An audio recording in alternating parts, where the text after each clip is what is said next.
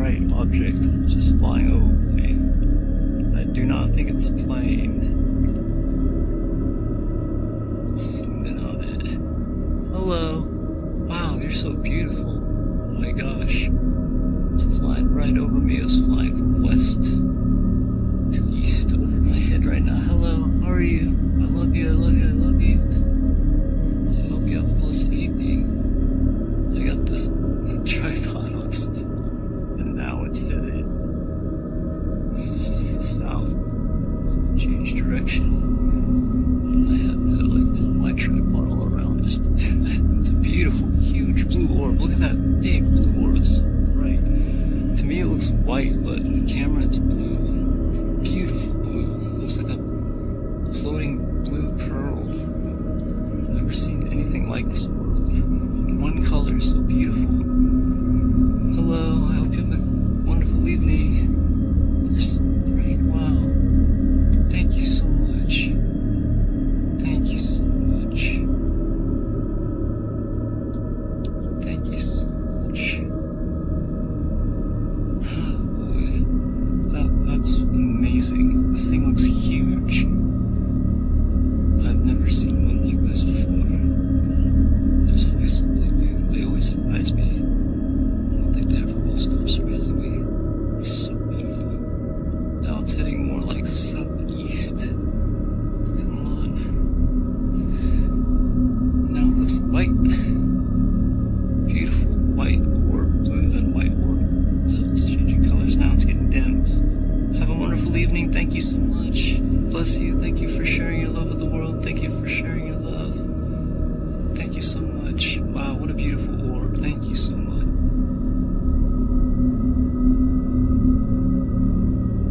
Got it. Got it. Yeah, I think it's coming this way. Yeah. Yeah, I can see it. Is it? It is. The UFO that you saw originally was spotted approximately about 200 yards to the left of the aerial mast, and I suppose it was probably at about 500 feet up. It was very low in the sky. And this is a radio communications tower? This is radio communications. They've got 3 military masts on there, and it sends out, one is a navigational signal, which is used for aircraft. The other 2 aerials are near the top. We're not quite sure, but there is a pulsed frequency that comes from them.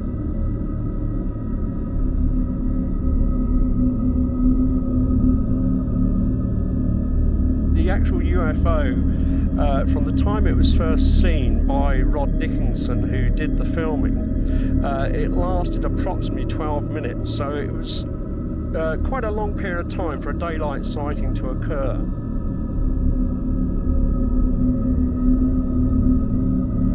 Is that a shooting star? No, it's not. It's going up and down. What is that? That's not a plane. What is that?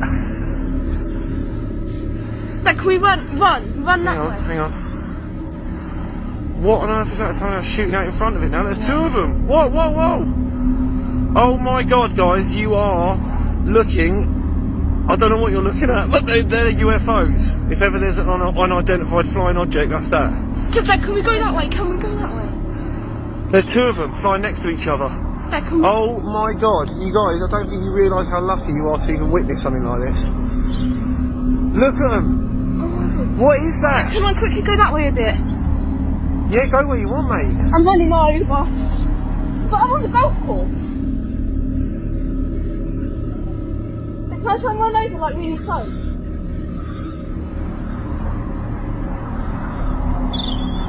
That, I've never seen anything like it. Dad? Yeah? Is that a road there? Yeah. I'm going to go on the field because that'll be right above us. Paranormal caught on camera.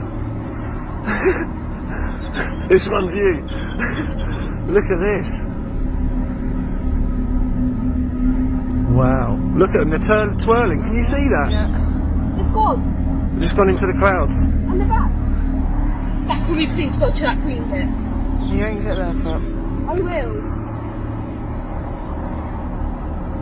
I've never seen it. Honestly, I don't think you actually realise. You talk about UFO sims.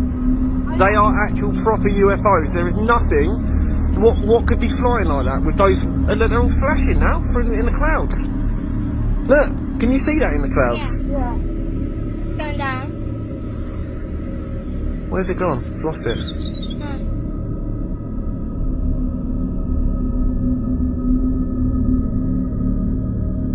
Mate, Japan caught a strange object flying past the moon in the Hiratsuka City Museum's astronomy department. Okay? Captured through a telescope, the illumination of the moon's surface is making this object glow, and it appears as a ring, an orb, a disc-shaped UFO, I don't know, man, an interdimensional hula hoop crisp. Alright, hula hoops, we know what you're up to, Doritos as well. Sus. So this kind of reminds me of the same similar one that George Knapp and Jeremy Corbell released recently. It kind of seems to have some similar characteristics, mate. Look at that. It's actively glowing on the outside of the ring. It's illuminating this object, bruv. Let's look at Jeremy Corbell's version. So this is Jeremy Corbell's footage. So let's have a little look at this bad boy in comparison to what Hiratsuka captured. Alright? This shaped object, I don't know, mate. You know, again, it kind of has that weird kind of object manipulation. This thing was kind of moving around in different perspectives. The Hiratsuka one was captured in multiple different angles. What do you guys think? Same thing? Kind of funky, mate. There's lots of discs coming back, and I'm all for it, man. The OG is returning. Alright? We need more of those grey ships and whatnot. This is some good stuff. Also, I'm going to this crop circle tomorrow. I'm going to be doing an in-depth investigation, mate. In person. Logging it, live streaming it for all you lovely people, mate. So stay tuned tomorrow, because I'm going to be in there and hopefully find out some funky things. So, yeah.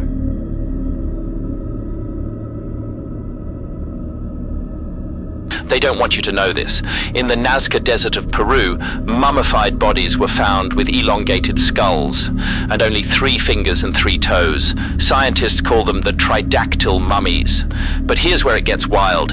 DNA tests showed up to 30% of their genetic material is unknown. Not human, not animal, something else entirely. And it gets stranger. One mummy, named Maria, had fingerprints made of straight lines, not loops or whorls like humans. CT scans revealed metal implants inside their bodies and tiny eggs in one of the females. A discovery some claim proves they weren't even from Earth, but officials call them fakes, saying they were made with animal bones and modern glue. Yet X-rays prove they had full skeletons, organs, and even preserved skin.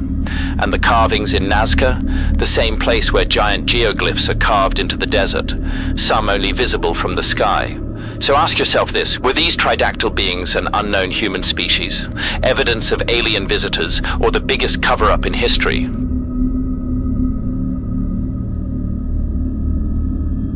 This is the mud flood, our buried and hidden past, right beneath our feet.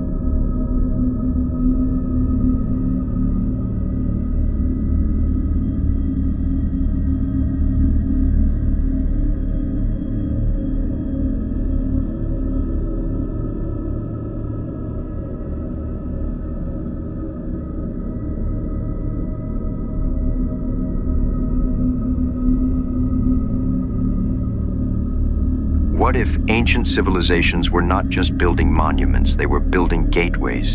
Hidden in the mountains of Peru, there is a mysterious stone doorway carved into solid rock. Locals call it Puerta de Hayu Marca, the Gate of the Gods. It does not lead to a room. It does not lead to a temple. It leads to nothing. A doorway to nowhere. But here is where the story becomes impossible to ignore. Legends say this was not a doorway for people to enter. It was a doorway for beings to arrive from another world. The Inca spoke of gods who traveled by shimmering portals of light, and this site was believed to activate when a golden disc was placed into its center recess. A key, a frequency, a device. Tourists and researchers report strange effects near the structure. Electronics malfunction, compasses spin, and some say they hear whispers carried on the wind as if calling from the other side. In 1996, hikers claimed they saw a blue glow appear in the doorway before vanishing without a trace. The official explanation, optical illusion. The unofficial testimony, something walked through it, and here is the part that history cannot explain. Identical gates appear across the world. In Egypt, in India, in Sumerian ruins, even carved into remote desert canyons of the American Southwest. Different cultures, different continents, same design, same purpose. Not tombs, not temples, technology. If ancient civilizations believed the gods traveled through portals, what if the gods were not myths? What if they were visitors? And these doorways are the leftover infrastructure of a forgotten transportation network.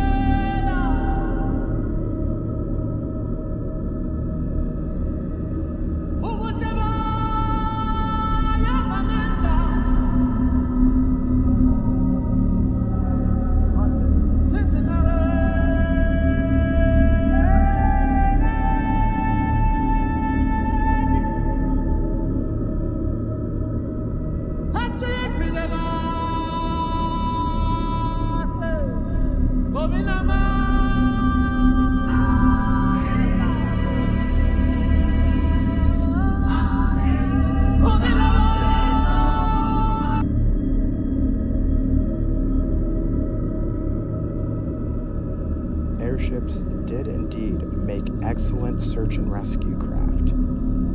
Their ability to withstand some of the harshest environments made them excellent exploration vehicles for the North and South Pole, being one of the first vessels to reach both the North and South.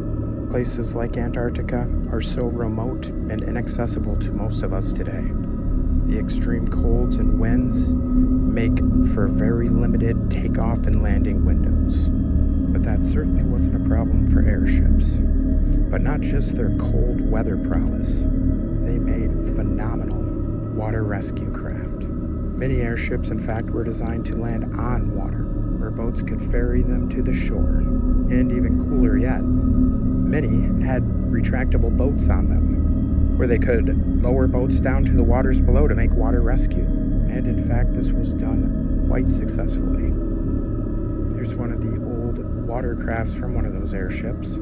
That's the problem with water rescue today.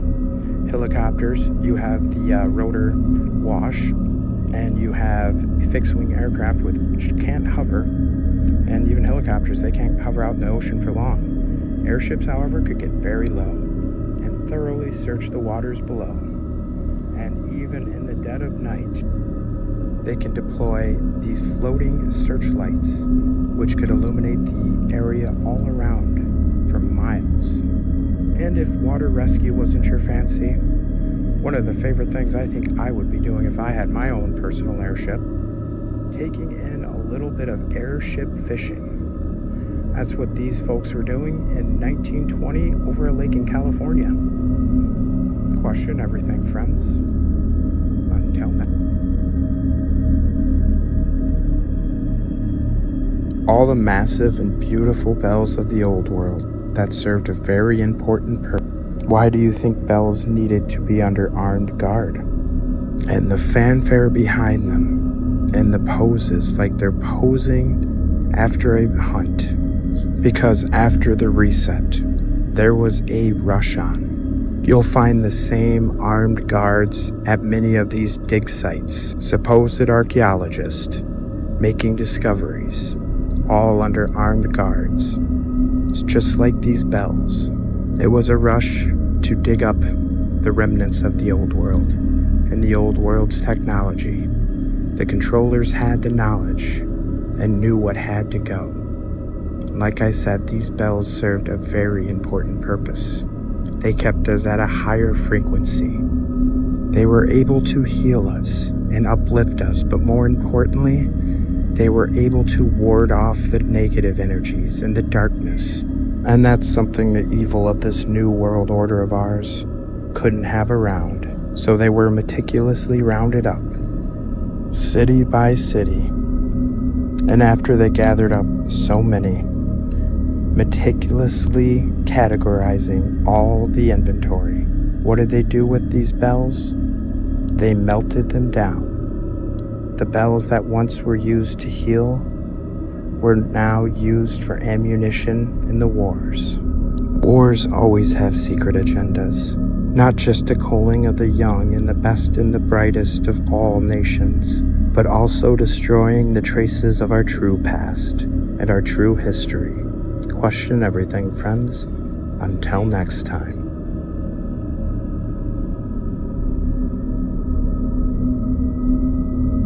Some say they've added 1,000 years to our history. Others say that the golden age has already came, that Christ has returned. His 1,000-year golden reign has came and passed. And with looking at all those grand structures, the World's Fairs, all of that, it makes sense, especially when you look at what date was depicted in those days.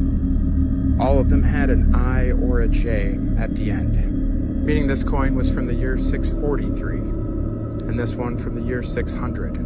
Certainly are many cases of altered history, like this building in Naples. Seemingly a whole 1,000 years was added to that. I'm reminded always of one of my favorite quotes from 1984. Every record has been destroyed or falsified. Every book has been rewritten. Every picture has been repainted. Every statue and street building has been renamed. Every date has been altered. History has stopped. And a plaque here in San Francisco too. It looks like that one at the beginning was added after the fact. There can be various reasons why historical events or information may be misrepresented or inaccurately portrayed. Some common reasons include political agendas, cultural biases, attempts to control the narrative, or simply human error. Just look at the Latin saying for Jesus. I or J for Jesus. Let me know what you think, friends. Question everything. Until next time.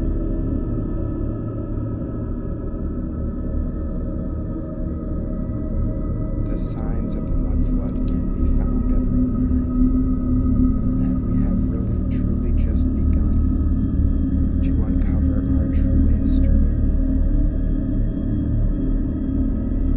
As we uncover the many secrets and lies along the way, our beautiful journey of rediscovery has just begun, friends. It is far from over. However, you may have noticed an absence from me as of late, seeing far less of me than the several posts a day that you've probably grown accustomed to over the several years I've been doing this. Well, you see, after nearly 4 years, thousands and thousands of videos on multiple platforms of doing this, I've never really taken a break. But with the arrival of my daughter, the latest addition to the improbable Dreamer family, our house has been quite busy, having one starting first grade in just a few days, and the blessing of our second. It has been an amazing, yet busy time in the improbable Dreamer household, so I have scaled quite a bit back, taken a little break if you would, but I will be back in full force soon enough. Have no fear. This journey of ours is far from over, and as always, question everything, friends. Until next time.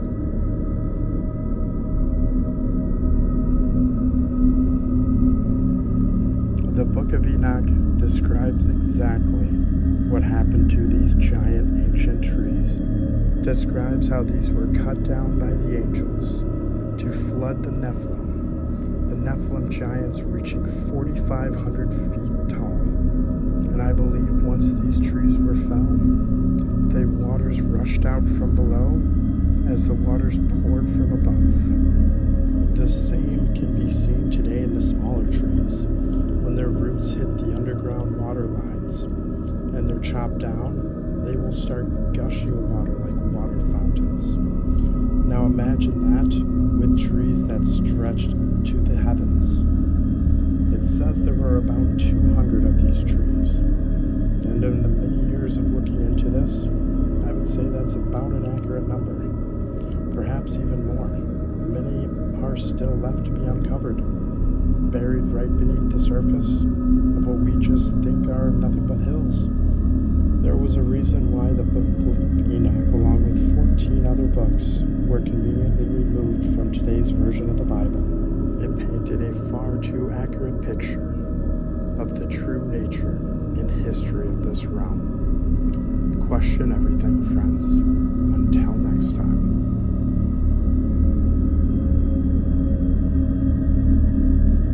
We just discovered that Columbus was a villain. They told us he discovered America in 1492. But how do you discover a place where millions of people were already living? Vikings had reached North America centuries earlier.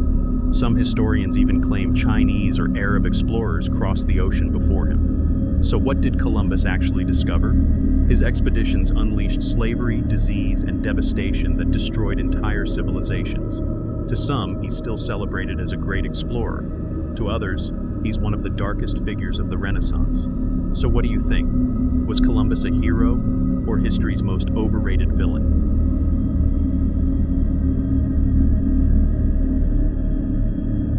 This is one of my favorite examples of one of our massive ancient trees from our past. Shiprock Mountain in New Mexico. And what I really like about this one is you can still see the fallen top half of the tree, especially from this angle and on Google Earth. Here's an aerial shot of it. You can see that fallen top half of the tree going to the right. You can even see that root system. And it almost looks like, interesting enough, it almost exploded. When you look at the stump too, something blew this tree up. It's really hard to get that close in the air to Shiprock. They restrict the flying areas around a lot of these formations. I wonder why.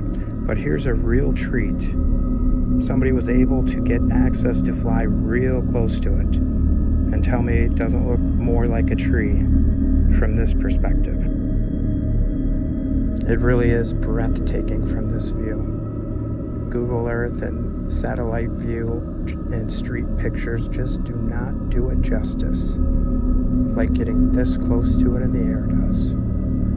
Perhaps this tree, as it's not cut so perfectly straight like a lot of these other ancient trees are, perhaps it was hit with one of those massive plasma storms from one of the many other resets, because it definitely does look, even more so from this angle, like something struck the base of it and it blew up. Question everything, friends. Until next time.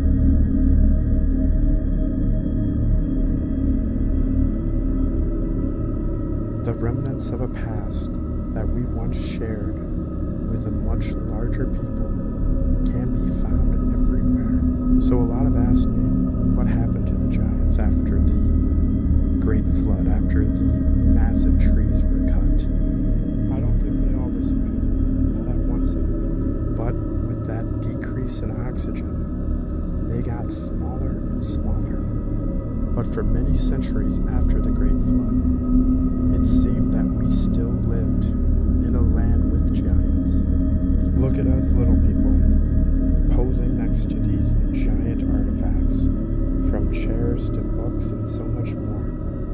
And of course, we have many pictures of these giants, much smaller than they were in the biblical day, but still giants to us little people nonetheless. And I believe for a long period after the Great Flood, we shared this world with them.